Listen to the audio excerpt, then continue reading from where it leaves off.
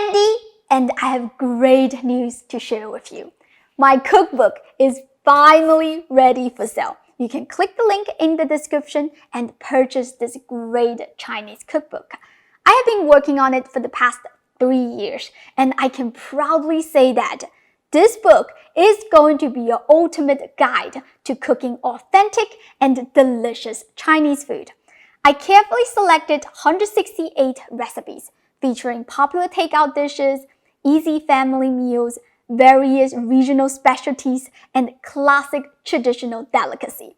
Each recipe comes with a demo video, step-by-step photos, clear techniques, and secret tips.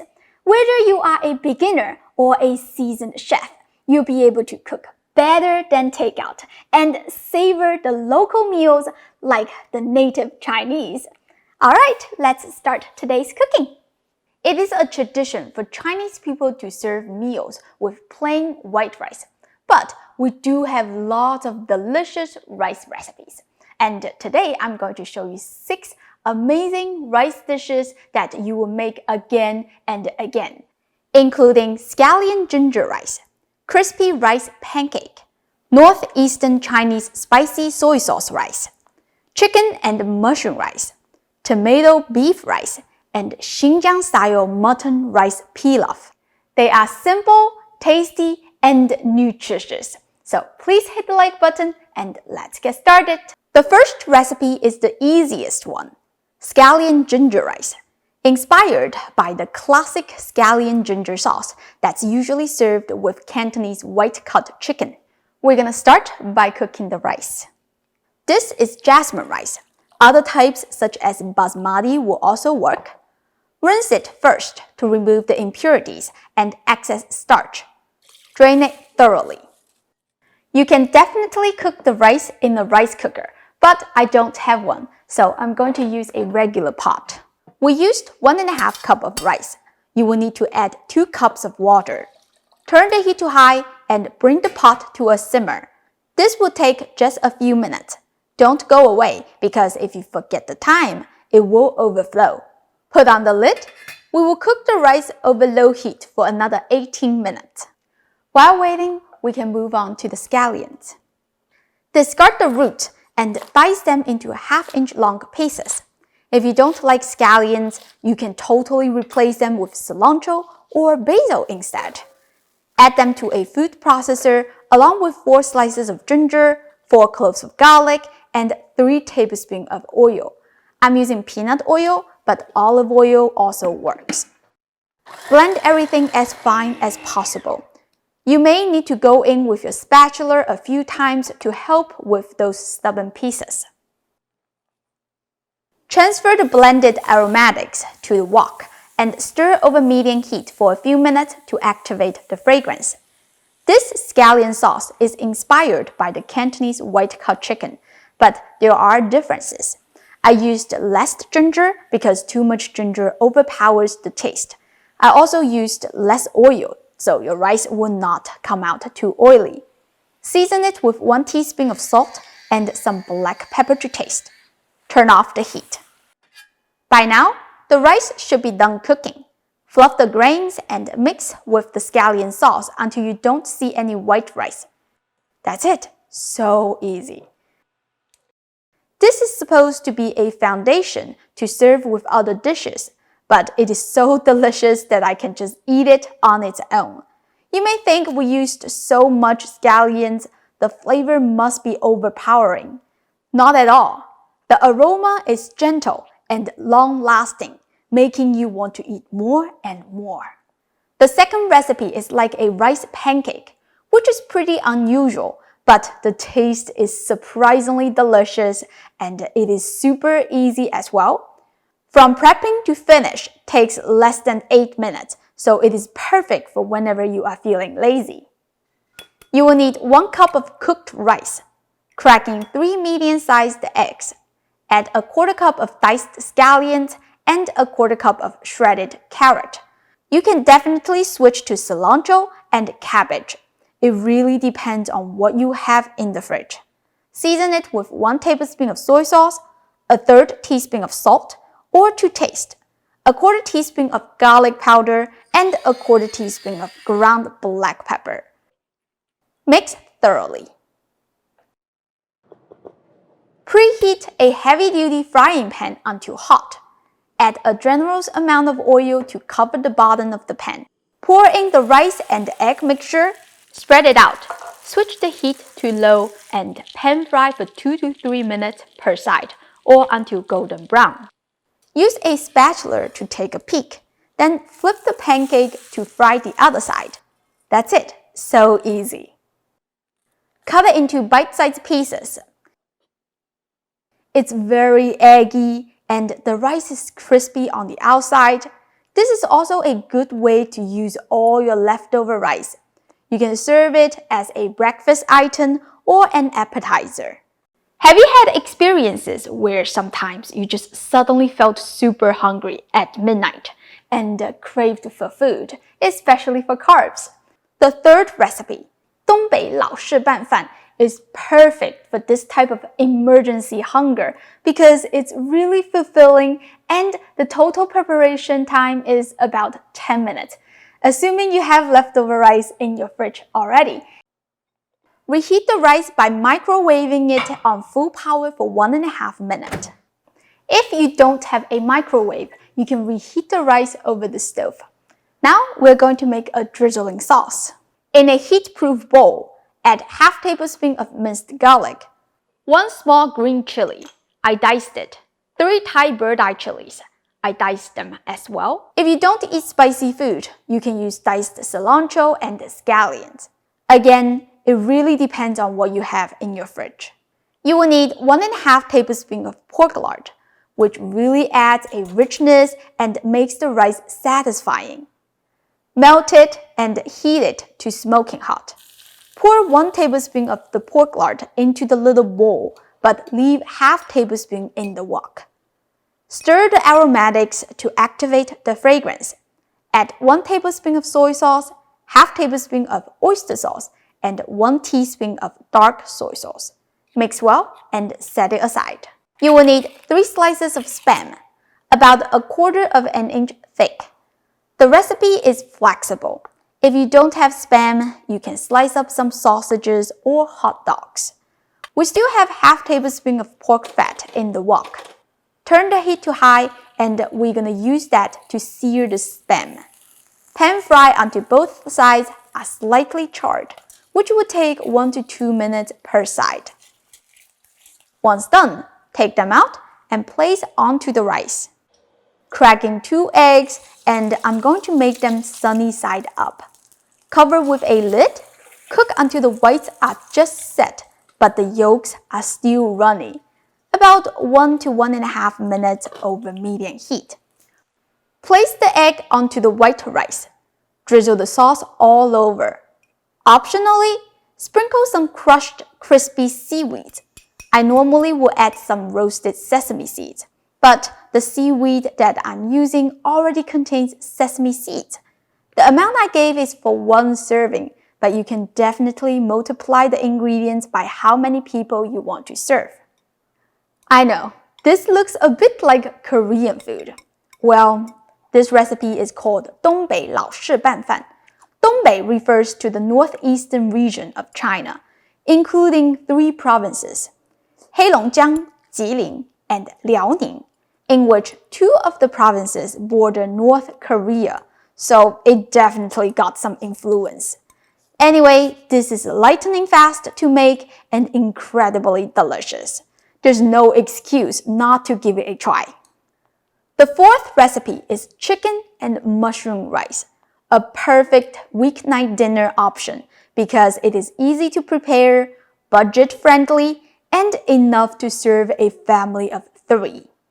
You will need 14 ounces of boneless and skinless chicken thigh. Cut it into bite-sized pieces. You can use chicken breast if you want.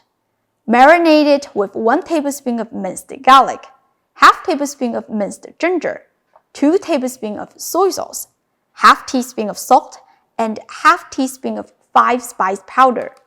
This is what I'm using. I'll link it in the description. Check it out if needed. Mix well and set it aside.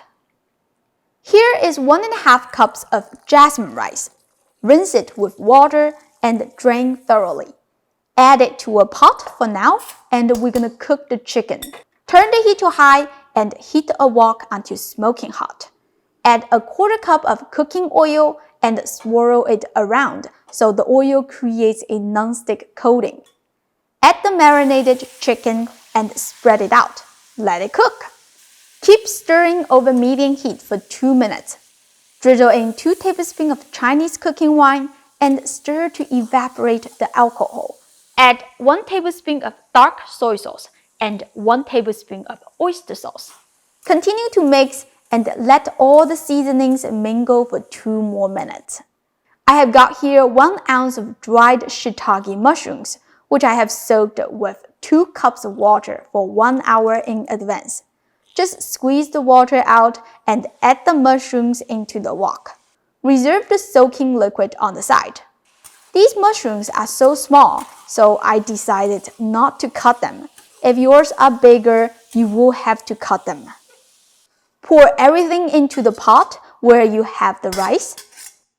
Use the mushroom soaking water to rinse the wok and pour it into the rice as well. Put on the lid.